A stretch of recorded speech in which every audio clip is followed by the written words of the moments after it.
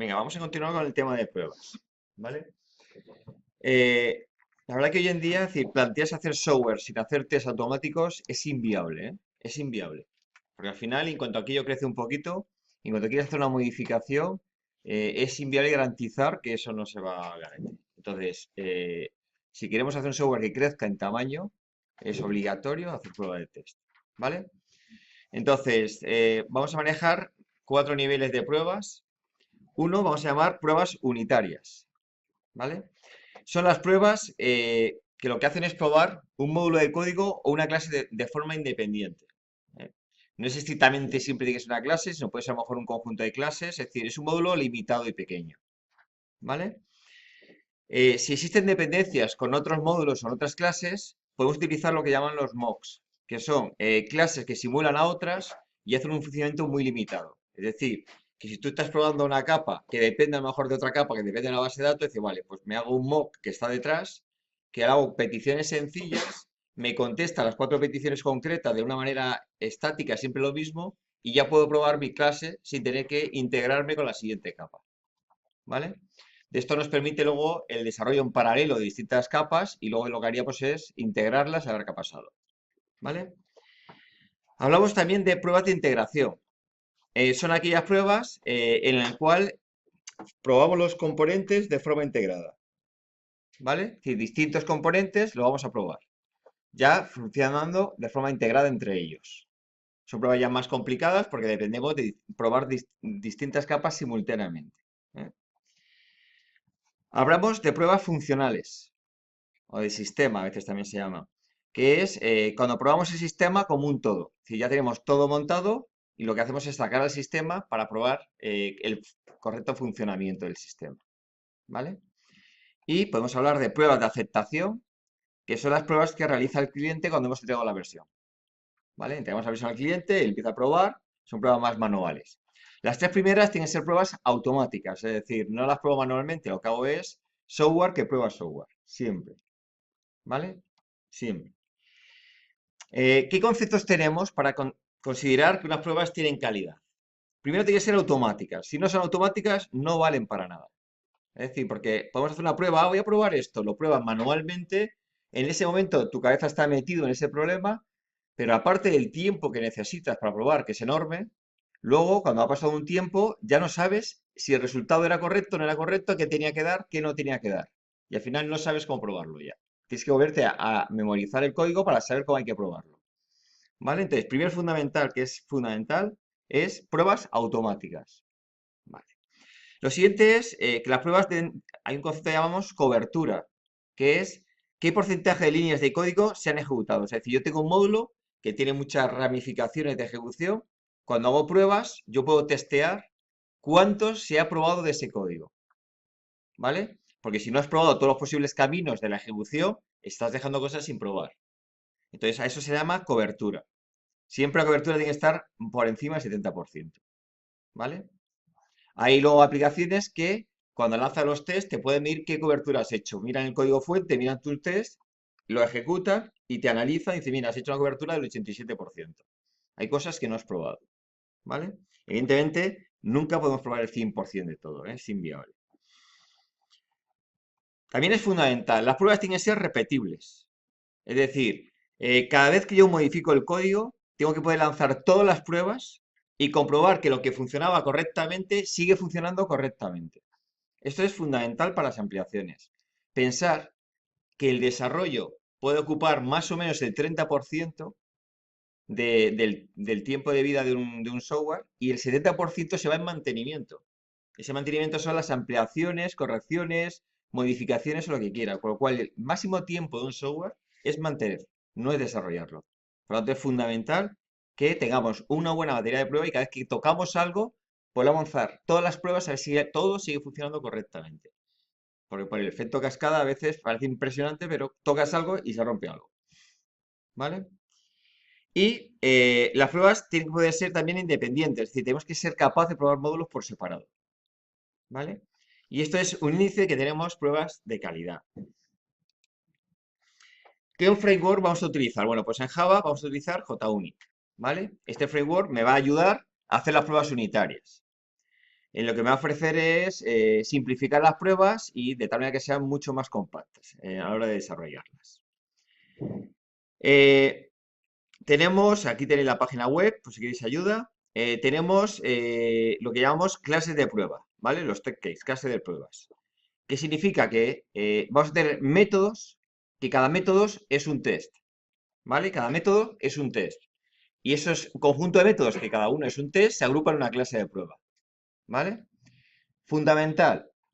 El nombre de los métodos debe describir lo que estás probando. De tal manera que si falla ese método, porque la prueba ha fallado, solo leyendo el nombre del método tengas con claridad lo que ha pasado. ¿Vale? Entonces no valen nombres genéricos. Aquí los test tienen que ser nombres muchas veces muy largos. Decir es pruebo e intento fallido de valor incorrecto. Lo hace más o menos compacto y cuando, evidentemente, si pruebas un valor que debería dar un error y no lo da, pues, oye, mira, no ha saltado este error. ¿Vale? Entonces, nombres bastante descriptivos del método. Se tiende a no documentar. Documentar es demasiado tedioso. Por si yo cada vez que hago un método tengo que poner un comentario lo que hace ese método, eso al final degenera, porque tarde o temprano cambias el método y no cambias el comentario y ya la lías. Con lo cual no se ponen comentarios y el nombre del método, que es lo único que va a funcionar, debe ser autodescriptivo de lo que va a pasar. Entonces no os cortéis en nombres largos. Luego, los métodos no podemos garantizar en qué orden se van a ejecutar. Es decir, yo voy a hacer una clase de prueba que tiene test de pruebas. Se puede ejecutar cada test en el orden que queramos y no me tiene que afectar al resultado. Es decir, no vale, se tiene que ejecutar el test 1, luego el test 3, luego el test 5. Lo has desarrollado mal. Tú haces test, cada uno se ejecuta cuando quiere y se acabó. ¿Vale? Por lo tanto, que es importante que cada test deje el estado del sistema tal como lo encontró. Es decir, que tú coges un estado, lo pruebas y lo acabas dejando como lo encontraste, para que a otro test no lo afecte. ¿Vale? Y luego tenemos lo que llamamos contenedores de test. Evidentemente, tú vas haciendo pruebas unitarias, que pruebas una clase, otra clase, prueba otra clase, y vas teniendo un conjunto de clases de pruebas. Al final puedes agrupar un conjunto de clases en digamos, en un árbol de estructuras de pruebas. De tal manera que puedes probar solamente un paquete o un subpaquete, otra prueba prueba todo el paquete, otra prueba prueba todos los paquetes a la vez. Es decir, tenemos lo que llamamos test de prueba y lo llamamos contenedores de test, que simplemente es una agrupación en árbol de pruebas. ¿Vale? Eclipse me facilita un asistente, es decir, cuando tú quieres testear una clase, la puedes enfocar y si seguís esta secuencia, pues te prepara un armazón para hacer una prueba de esa clase. Te da un asistente, ¿vale? Para empezar. Entonces, cuando hacemos las pruebas, ¿qué ciclo de vida tenemos? Vamos a ver que se van poniendo anotaciones delante de cada método, ¿vale? Y tenemos esta serie de anotaciones. Esta es la más importante, que es un método que prueba, que es la anotación de test. Si lo colocamos delante de cada método, significa que ese método es una prueba, es un test, ¿vale? Tenemos luego, si ponemos esta anotación, significa que se va a ejecutar antes de cada test. Es decir, si tenemos 5 tests, antes de cada uno de ellos se ejecuta el before, ¿vale? ¿Para qué lo utilizamos? Para preparar las cosas. A veces, 5 pruebas necesitan la misma preparación. Pues si voy a repetir código, le pongo before, se ejecuta siempre antes, ¿vale? Y este se ejecuta siempre después, que es para liberar recursos. Un momento dado te dice, bueno, preparo algo, se ejecuta siempre antes, hago la prueba y luego recupero la situación. Entonces se ejecuta siempre después, ¿vale? Y esto se ejecuta antes y después de cada test. Es decir, que si tenemos 5 tests, se va a ejecutar 5 veces. Una vez por cada test. Y repito, cada test no puedo garantizar el orden en que se ejecuta. Y no me tiene que afectar. Yo hago test independientes uno de otros. ¿Vale? Y luego tenemos, con esta anotación, hacemos es que se ejecuta una sola vez cuando se carga la clase. Entonces es un método estático. Te lo utilizamos, que se carga y dice, bueno, antes de empezar todas las clases de pruebas, quiero preparar algo. Pues se ejecuta una vez, ya se carga la clase, se lanzan todos los tests y cuando se desmonta, ya se ejecutaría, digamos, esta anotación que es el después. ¿Vale? Entonces, estos dos son métodos estáticos, ejecutan una sola vez. Estos métodos preparan y libera y se ejecutan cada test. Y este es el test en sí, ¿vale? Si temporalmente un test lo quiero anular, pues le pongo en esta opción, que recuerda que es un test que de momento no lo estamos arrancando, por alguna razón, ¿vale? Ahora, dentro de cada test, ¿cómo hago las pruebas? Lo que hago son comprobaciones, assert, comprobaciones. Y aquí, fijaros, es comprobar que es igual. Es el valor esperado, es decir, lo que yo espero que me devuelva esta prueba, y esto es lo que realmente me devuelve la prueba. Entonces, estamos comprobando que sea lo mismo. ¿Vale? Valor esperado, valor real de la prueba. Tenemos aquí, comparar si es igual. Cuando lo hacemos con valores decimales, tenemos que tener un margen de error. Porque evidentemente un entero, tú sabes que dice, bueno, devuelve un 27, me tiene que devolver un 27, no hay alternativa. Pero sabéis que los valores decimales, no todos los valores son representados. A lo mejor el 0,123.000 tal, tal, tal, no es representado. Entonces es más 1 menos 1. Entonces siempre los valores decimales tenemos que poner un margen de error. 10 a la menos 5, 10 a la menos 8, el margen de error que tú consideres. ¿Vale? Aquí es comprobar que no sea igual, ¿vale? Esto es comprobar que dos arrays son iguales, array esperado, array real, asegurarse o comprobar que el resultado sea cierto, asegurarse que sea falso, asegurarse que sea el mismo, ¿vale? En este caso comparamos referencias, ¿vale? Referencias de objetos. Que no es igual, que sea null, que no sea null, ¿vale? Este es falla siempre. Es decir, que si se ejecuta esto, falla el test. ¿Por qué? Porque tú a lo mejor has comprobado, hace una operación no permitida y se supone que se tiene que haber lanzado una excepción, por lo tanto, no tenemos que avanzar. Si avanzas, es que la excepción nos ha saltado, por lo tanto, el test ha fallado. ¿Vale? Ya veremos cómo se utiliza para comprobar excepciones.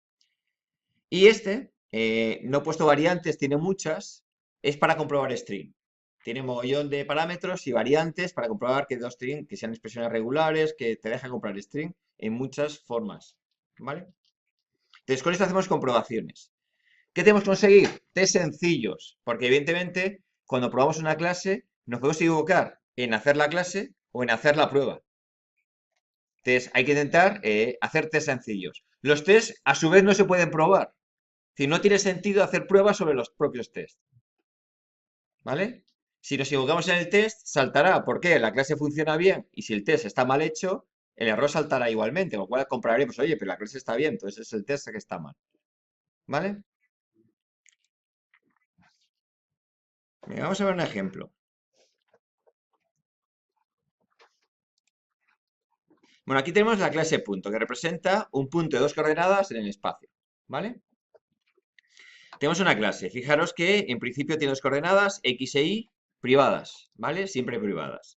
Tenemos un constructor que monta la clase. Bueno, pues simplemente anotamos esas coordenadas. Si ofrecemos más constructores, lo que hacemos es tirar siempre del primer constructor. ¿Vale? Evitamos la redundancia. Normalmente ponemos aquí constructor más completo, el que abarca todo, y este lo que hace, fijaros, con esto, lo que estamos indicando es que llames al primer constructor. ¿Vale? Y le pasamos, pues, el parámetro, que este es que las dos coordenadas van a ser iguales. ¿Vale? Aquí tenemos un segundo constructor, dice, bueno, pues si no me pasas coordenadas, por defecto le pongo 0, 0. Igualmente, fijaros que lo que hago es llamar al primer constructor. ¿Vale? Tenemos aquí el módulo. El módulo que hace calcular la distancia respecto al origen, al 0, 0. Entonces, pues bueno, aplicamos la fórmula matemática que es raíz cuadrada de x al cuadrado más y al cuadrado. ¿Vale? Calculamos la fase, pues igual, pues calculamos la tangente bueno, de y partido x. ¿Vale? Este método lo que hace es una traslación de origen. Entonces le ponemos un nuevo punto y trasladamos el punto original suponiendo que nos han trasladado el origen. ¿Vale? Lo que sería una traslación. ¿Vale? En cualquier momento podemos obtener los datos de las coordenadas getX y getY y simplemente aquí lo que hacemos es imprimir el string que representa un punto. ¿Vale? A ver, este método, ¿lo veis? Es un método que heredamos de la clase Object. ¿Eh? Siempre se recomienda sobreescribirlo. ¿Por qué? Porque a la hora de hacer pruebas, test, logs o lo que quieras, me es muy cómodo imprimir de una manera compacta toda la información del objeto. ¿vale? Porque este tiene 2 parámetros, pero si tuviera 8 parámetros, te los escribe de una manera compacta y tú puedes hacer un rastreo muy rápido de lo que está ocurriendo, ¿vale? Esto no significa que estemos tocando la vista de esta presentación, simplemente normalmente se utiliza para hacer logs o hacer pruebas o lo que yo quiera realizar, ¿vale? Fijaros, en este caso, una vez que la coordenada se ha establecido, ya no te deja cambiarla. Te deja, cuando se construye una coordenada, no se puede cambiar. Se podría trasladar al origen, pero la coordenada no se puede trasladar. ¿Lo veis? Vale. Otra cosa, fijaros, los métodos, ¿contra qué trabajan normalmente? Contra sus atributos. ¿Vale? Entonces, es muy típico un método que no tiene atributos. Cuando dice en el módulo, ¿yo qué hago? Ataco o utilizo mis atributos para hacer una operación. ¿Lo veis? Dos. Cuando me pasan parámetros, aquí en trasladar, ¿lo veis? Dices, ¿hubiera sido correcto pasar 2 parámetros, X e Y? No, porque ya para ti punto es un objeto, está encapsulado. Entonces, si tengo que manejar 2 objetos, son 2 objetos realmente. Por lo tanto, paso una coordenada en objeto. No paso coordenadas sueltas. ¿Vale? Entonces, siguiente propuesta. Dice, bueno, ahora vamos a probar esta clase. Es realmente sencilla, pensamos que no nos vamos a equivocar, pero hay que probarla. ¿Eh? El tiempo que tenemos que dejar hacer pruebas también es limitado. Yo no tengo infinito tiempo a hacer pruebas. ¿Vale? No tengo infinito tiempo a hacer pruebas. ¿Lo veis? Entonces, ¿qué voy a hacer? Evidentemente, tengo que elegir qué quiero probar. Lo que es evidente, voy a intentar no probarlo mucho. Y voy aquí a probar más porque estamos jugando para hacer pruebas. Pero yo en el caso real, por ejemplo, algo como esto, yo no lo probaría. Dice, bueno, lo puedo probar. Pero el probar es tiempo. Y si empiezas a probar cosas tan triviales, al final no llegas. Es decir, tenemos un proyecto, ya veréis, que cuando planifica la gestión, ese proyecto tiene una duración. Dice, oye, tienes que dar a pruebas tanto porcentaje del tiempo total y tenemos 8 meses. Si te puedes hacer pruebas de absolutamente todo, no llegas.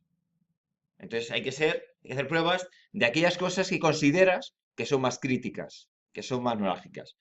En definitiva, dice, bueno, ¿qué me puedo equivocar? En que no he entendido bien lo que es un módulo. Y dices, hombre, ¿no me voy a equivocar con la fórmula? Sí, pero te puedes equivocar porque no has entendido lo que es un módulo. Y has programado lo que tú has entendido. Y luego el que te dijo lo que tienes que hacer no era exactamente esto. Te puedes equivocar en entender el problema. Entonces, bueno, pues aquí lo voy a programar, puedo probar esto, puedo probar la fase, ¿lo veis? O una traslación que parece. Vale. Vamos a ver cómo sería una prueba. Fijaros, la prueba, en ese caso, le voy a llamar nombre de la clase acabado con la palabra test. ¿Vale? Por filosofía. Nombre de la clase, nombre de la clase acabado en test. Digo, vale. En este caso, me voy a crear una variable privada que es un punto. ¿Eh? Y pongo la anotación de before, es decir, que voy a inicializar una instancia con los valores 2, 3.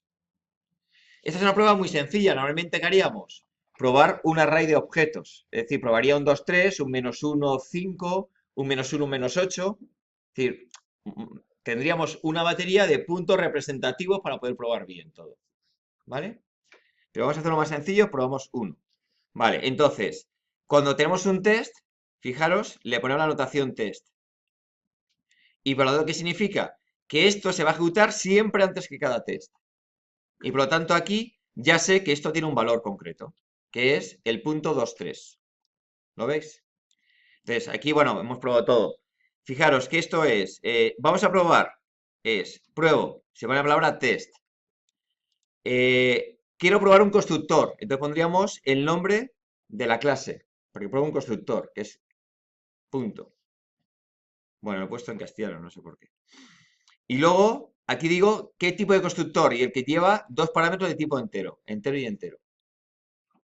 ¿Vale? Entonces estoy probando el constructor con 2 enteros.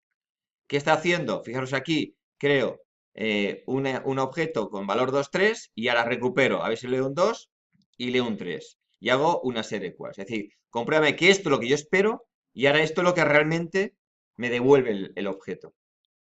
Si va todo bien, pasa estas comprobaciones y el test no protesta. ¿Lo veis?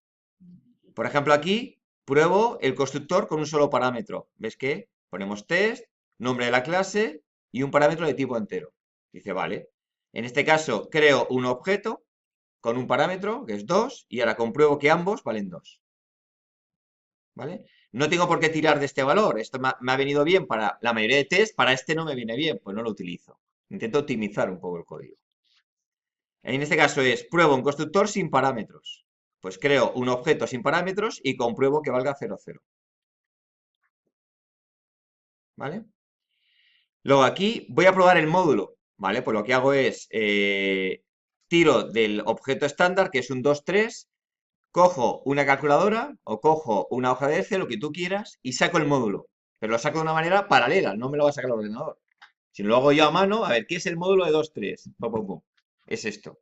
Y entonces, al final dice, vale, pues le saco el módulo, me tiene que dar 3.6055 con un error de 10 a la menos 5. ¿Vale?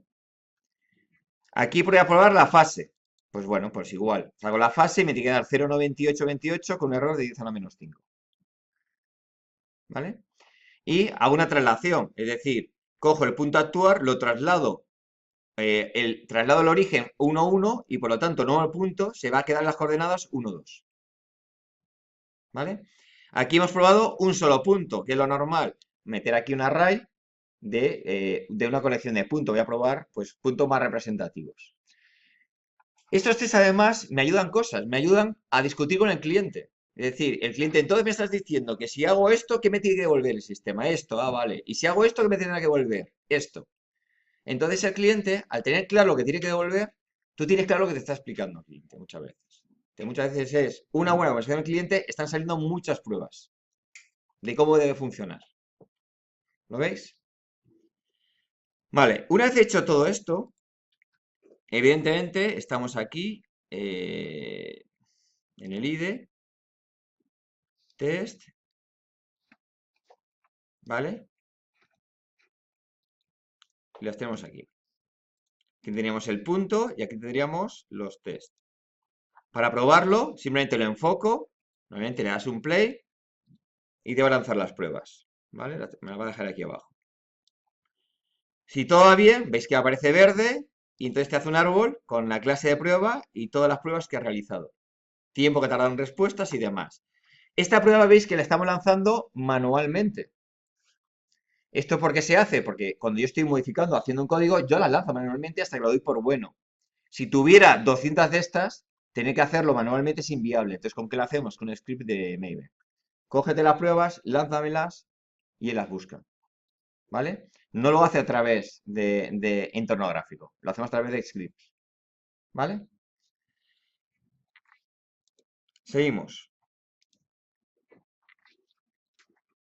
Entonces, ¿cómo nos organizamos? Fijaros, cuando trabajamos con Maven, tenemos que tener la carpeta de fuentes, si está aquí, que es src bajo main bajo java. Aquí tendríamos los fuentes.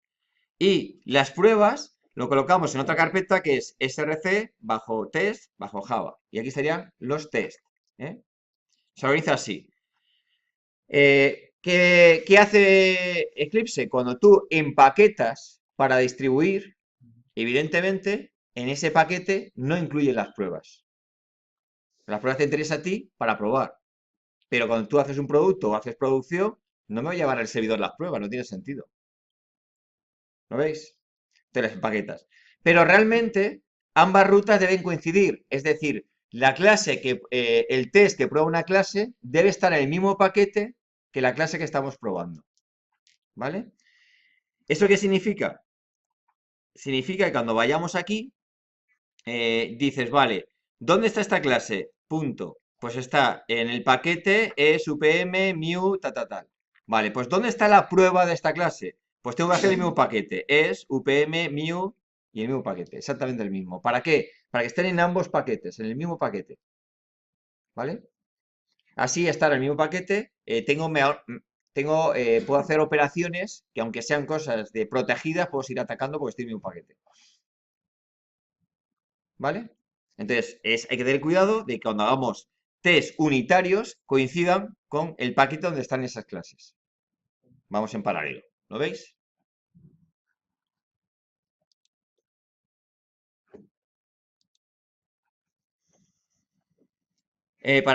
También podemos lanzar un solo test. Es decir, yo puedo lanzar toda la clase o un solo test. Entonces, para lanzar un solo test, ¿cómo sería? Pues imaginaos que yo quiero estoy probando un solo método en ese momento. Entonces no me interesa lanzar todo. Pues quiero probar porque estoy jugando con el módulo porque no me acaba de funcionar. Pues enfocas el módulo y le das play. Entonces solo te ejecuta el módulo. ¿Y esto por qué? Porque es mucho más rápido. A lo mejor las pruebas de toda la clase son 1 minuto y estos son 3 segundos. Pues es más inmediato. Una vez que lo doy por definitivo, vale, ya sé que ha probado todo el módulo, siempre al final, evidentemente, puedes probar la clase. Entonces, prueba la clase completa, ¿vale? Tenemos aquí otro ejemplo. Por ejemplo, colección de decimales. En colección de decimales, bueno, pues es una colección de decimales y hago operaciones como el tamaño de la colección, la suma de toda la colección, quién es el mayor, ¿vale? Hago métodos, quién es el mayor de toda la colección, la suma y el tamaño. Dice, bueno, ¿y cómo serían las pruebas? Pues igual. Pues evidentemente lo que hago en Before es me preparo una colección concreta y ahora le digo, vale, con esta colección concreta, ¿cuál es el tamaño? Pues lo tengo que saber, ¿vale? Pues aquí sumar, esta colección sumada me tiene que dar 4, aquí la suma tiene que dar 6, bueno, voy haciéndolo. ¿Lo veis? Si es un error, se visualiza bien. Sí, vamos a probar, ¿vale? Por ejemplo, si imagínate que me he confundido en hacer la clase punto y aquí me he confundido. Con las prisas he puesto un más, ¿vale? ¿No? El módulo me he confundido. Entonces, ahora cuando lance las pruebas,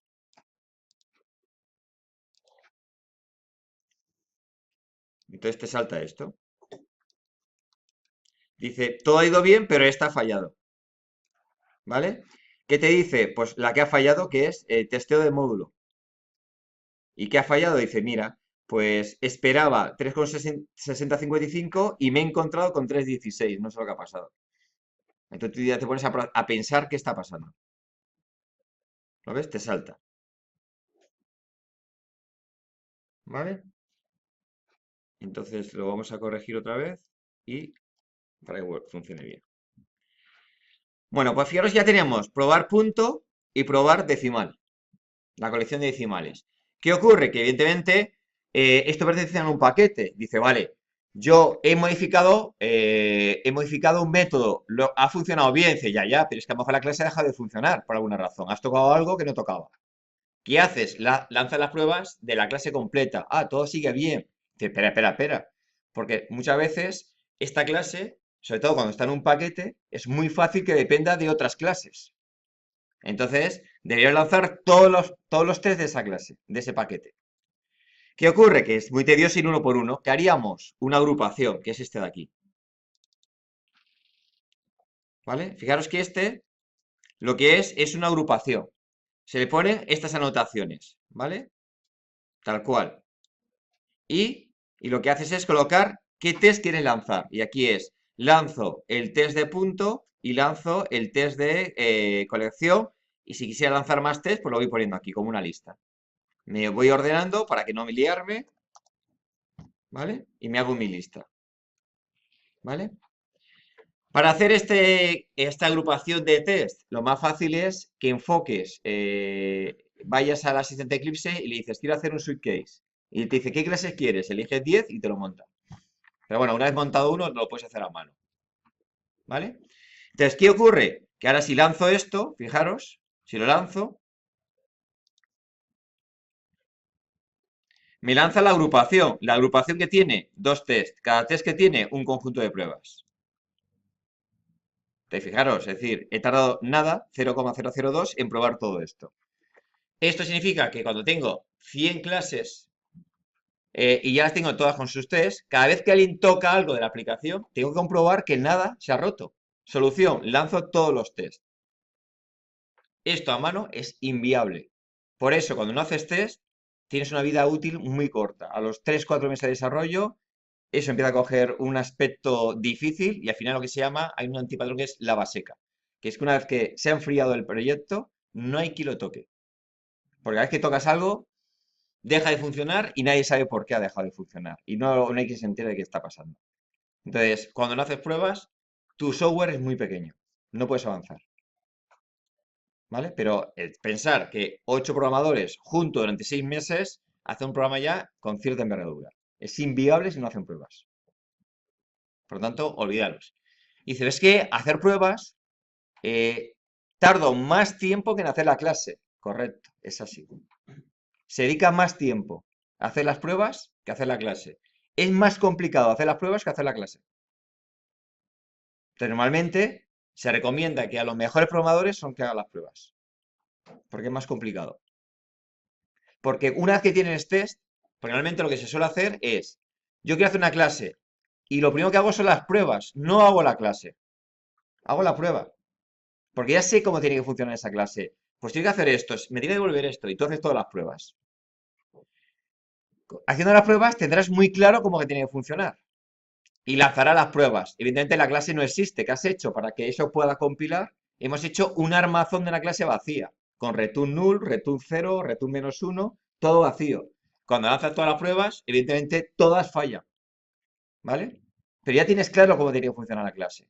Y una vez que está esto, se lo das a un programador más novato. Y él lo tiene muy sencillo. Tengo que hacer esto. Lo hace, pum, prueba, ay, no funciona, ¿por qué? Hago esto, pum, no funciona, no funciona. Es como si tuviera alguien supervisándole continuamente. Produce muy rápido, ¿vale? ¿Qué ocurre? Que no estamos acostumbrados a hacer test antes que las pruebas. Somos ansiosos, no, no, yo hago la clase, así produzco. Si hago un test, no estoy produciendo. Entonces ya, pero si no haces una buena cimentación, se te va a caer,